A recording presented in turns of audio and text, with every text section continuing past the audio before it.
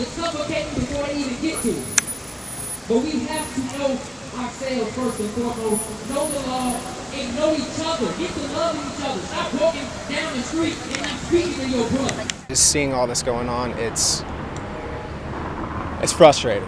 You doing anything to move past that frustration? Or are you just gonna sit with that?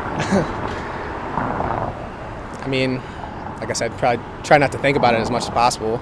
I turn the news on every night and I see it going on, and I just wish it would be over with so I don't have to, and then I can just put it past me.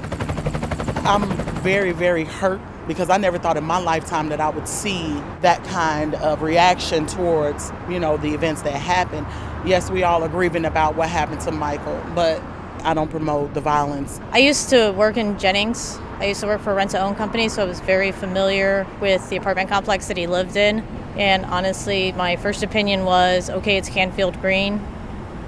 There's all kinds of insanity that happens there on a daily basis. What's the big deal about this one? No matter how you look at the issue, it's just a true, representation of the challenges communities face throughout the country. It certainly isn't just a Ferguson story, it's an American story. It makes me feel frustrated that not only is there that type of injustice or that type of tragedy that can happen to different families or anybody involved, but it happens to the whole community.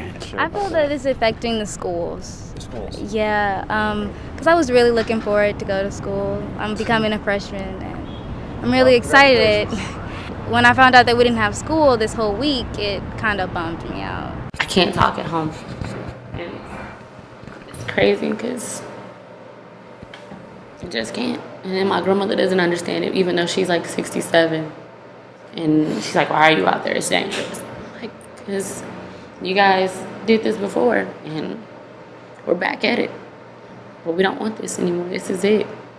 And I'm tired. I can't do it anymore.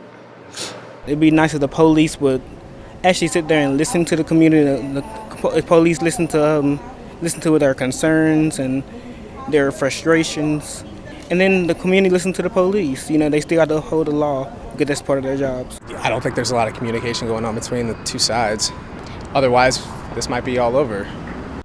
I want peace. Just have to have peace and be patient. We have to have patience to one another, I guess, to figure out what's going on. When you have everybody involved in a community, you have more coherence. You have more people where their story is, I want to build a strong community, People are expressing a desire to have people treat them with respect. They know that you got to do community policing, where the police are in the community, they know the people, and they got to reach out to the community, and they got to start treating people like human beings.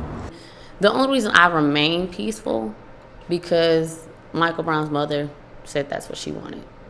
And to be a mother, I respected that. So I remain peaceful, but I don't know how much I'm gonna remain if this officer gets off. If justice isn't served, I can't speak on that.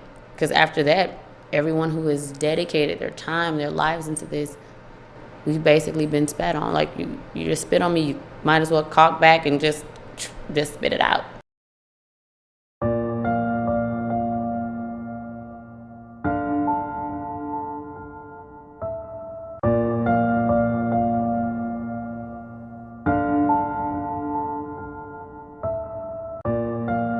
And we turned around, and what were you guys doing? It was Yeah, we were just sweeping the trash and the stuff that was on the floor right there. We're coming around and helping out our community, just to make it look better from all the stuff that happened. You shouldn't repay bad with bad, so I think that we could do something better than just mess up all the stores. It was only affecting us. Getting out here and being active in your community, that's the only way change is gonna come. If you want corruption to leave, you have to vote it out. Change is gonna come, but you have to go about it the right way. Let's get something changed here. I'm glad the world is watching.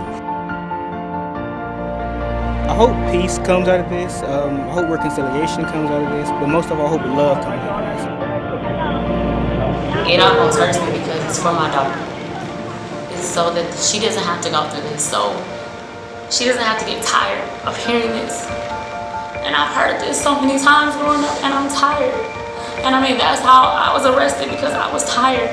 We need to stop this shoot to kill first attitude that the police seem to take. We need to realize that the other is not our enemy, and that's what's really hard to do. To get rid of that fear is what I don't know how to do. If you really want change to come, vote. Vote, your vote counts, and you need to use it. A lot of people died for this right. This message is to everyone. There's justice that needs to be served, and we need justice for every life taken. And to my daughter's generation, to you, Kaylin, I don't want you to go through this. I want you to be able to stand up for your rights, and you have them. And understand that I know I'm not home all the time, because I'm out here making sure this doesn't have to happen to you. Making sure you don't have to see this. And to my protesters, my fellow activists, let's make these moves. Make sure that people know we're not sitting down. This is the last time we bury someone in the ground due to the excessive force of police. That's it.